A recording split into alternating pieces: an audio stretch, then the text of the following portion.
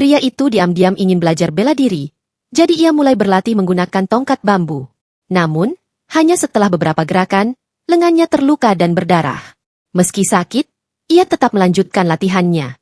Tak lama kemudian, ia menyadari bahwa selama latihan, para senior tidak hanya melatih tangan, tetapi juga kaki mereka.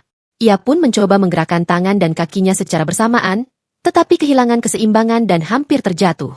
Untungnya, ia sempat memegang tongkat bambu tepat waktu. Ia melihat bahwa para senior mengikat tali sapi di kaki mereka untuk melatih kekuatan kaki. Maka, ia mendapat ide untuk menggunakan potongan bambu sebagai pengganti tali dan mengikat kakinya sendiri. Dengan cara itu, ia mulai bisa menyamai para senior. Namun, saat ia mulai menguasai latihan tersebut, para senior meningkatkan intensitas latihan. Ia pun melepas ikatan bambunya dan mencari dua tongkat bambu yang lebih kuat, lalu meniru gerakan mereka untuk melatih kakinya lebih keras. Berkat latihan tanpa henti, kemampuan kakinya meningkat pesat. Kemudian, ia melihat area boneka kayu sebagai sarana latihan lanjutan. Untuk mempermudah latihan, ia membangun rangka bambu di atas atap genteng. Saat mencoba memutar boneka kayu seperti yang dilakukan para senior, ia malah terkena pukulan dan hampir jatuh. Tapi berkat refleks cepatnya, ia berhasil tetap berdiri. Para senior lalu memutar boneka kayu lebih cepat. Tapi pria itu tetap tenang, meniru gerakan tangan mereka, dan akhirnya bisa mengikuti ritme. Ia begitu fokus hingga tak sadar bahwa sang master telah datang. Karena atap bambu belum selesai, sang master melarangnya masuk ke ruang latihan. Namun, pria itu beralasan bahwa ia belum menyentuh tanah, jadi secara teknis belum masuk.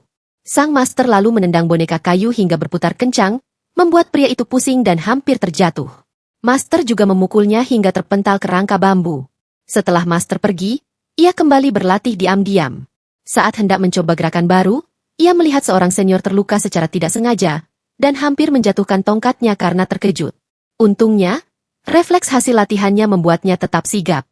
Beberapa hari kemudian, atap bambu akhirnya selesai. Tapi sang master mengingkari janjinya. Ia menolak menerima pria itu sebagai murid dan memintanya membongkar atap dan pulang. Pria itu sangat marah karena merasa dikhianati. Ia menolak pergi, dan akhirnya mereka bertarung. Kali ini, apapun yang dilakukan sang master, pria itu bisa mengatasinya dengan mudah. Ternyata, sang master memang sengaja menyuruhnya membangun atap bambu agar ia bisa belajar bela diri secara diam-diam. Kini pria itu telah menguasai semua teknik yang diajarkan. Ia pun akhirnya memahami alasan sang master menolak menerimanya secara resmi. Karena jika menjadi murid resmi dan ingin pergi, ia harus melewati lorong berbahaya yang dipenuhi boneka kayu.